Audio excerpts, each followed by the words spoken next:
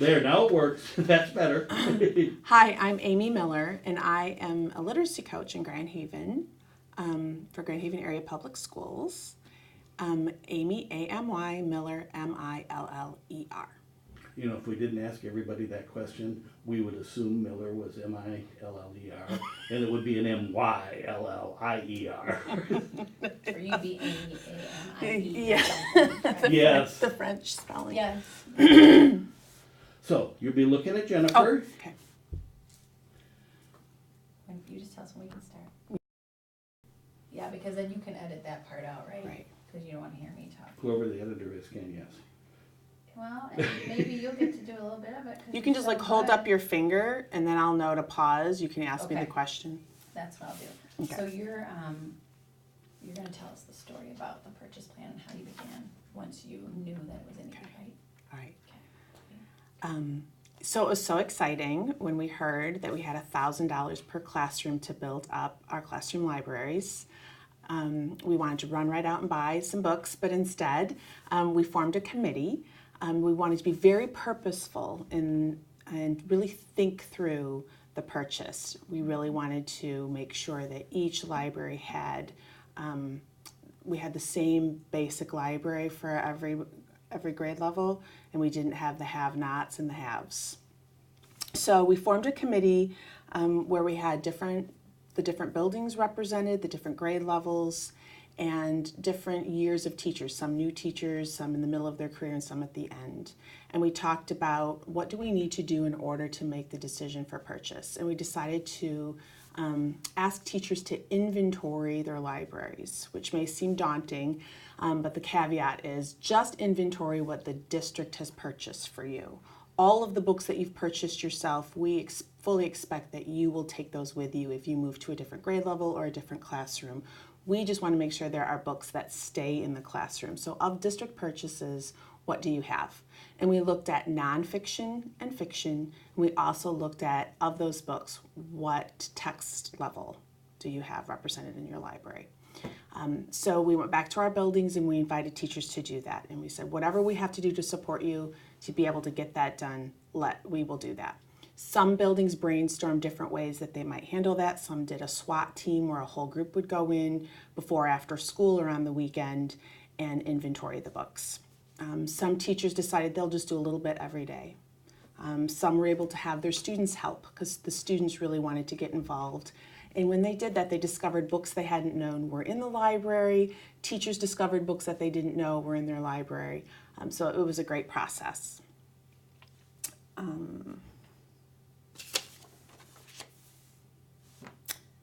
So when people were doing their, or when people were inventorying their classroom libraries, some of the things that they discovered about their library is they had books that were way outside the text band of their grade level. So they might have books that were much harder than any of their readers will ever read, or much easier, and books that kids weren't necessarily reading. They were just filling a basket on a shelf. And if they were a district purchase, the great thing is teachers were sharing with each other. So a fourth grade teacher might grab all their Junie B. Jones and bring it down to second grade and say, here you go, I know your kids will really want these. So that was great. Another thing is we were able to look at classrooms that had these beautiful libraries because it's teachers that have been in the business for a long time and have been collecting and curating their library versus new teachers just walking in, and those kids then in those classrooms didn't have access to the same amount of books. So once, as a staff, going around to different classrooms and noticing the discrepancies and noticing the differences in the libraries, it really made this whole team effort of we want everyone's library to be a place where kids can find books that they want to read. So it was efficacious for all of us to work together to that end.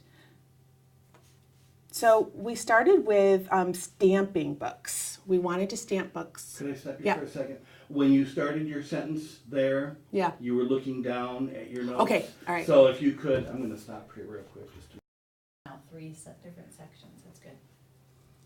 good. Maybe you should edit it. Maybe. So You Okay. pick up where you. Okay. So where now you you're were. gonna talk about the Actual ones inventory. you, Okay. yeah. So in the classrooms, when we were doing the inventories and staff members were in there helping each other, we had a stamp that we had pre-made that identified the book as a Grand Haven Area Public School book, and then the building, Rosie Mound.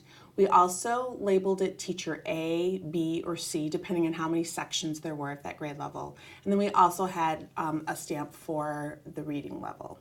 And as we were going through, we used different technology, different websites to be able to look up the book level. When it was really tricky and we couldn't figure one out, we just did our best guess, because this was really just gathering information, and book levels are really for teachers to use to help match kids to books. It wasn't something we expected kids to look at in choosing their books. It was really for teachers. So the books that we stamped went back into the library, and those are books that will stay in that classroom. It doesn't move with the teacher, so if a teacher were to go to a different grade level or a different building or retire, those books stay. So when a new teacher comes into that classroom, there isn't the book desert where nothing's left. They do have this guaranteed library that represents the levels that their readers will be across the year. Maybe. Good timing. That was I'm just curious. Why in the classroom and not in the library, Yeah. where you have a librarian Oh, that'll be good to see. who Yeah. is You wanna hand me that so I make sure it doesn't Yeah. buzz during your. Yeah. Okay. Our let me start again. We have a group in our district of librarians that represent each of the levels, and they've really had some conversations this year about what's the difference between and the purpose of a classroom library versus the school library. We want to really articulate the ways that they can complement each other, but also the different ways you can use them. So the classroom library is really meant to assist teachers in supporting the curriculum, and it's used for instruction. And it's different than the kinds of books you're going to have in your library are going to support maybe your science and your social studies and also the levels that most of your kids will be. The school library is where kids can go and they can check out books based on their interest, something they want to learn about. They might even pick some books that are above their level or way below their level. There's third graders who want to read the next Junie B. Jones because they just loved that book forever, or they want to reread some favorites. So the school library is a place for choice. It's a place to support kids' interests.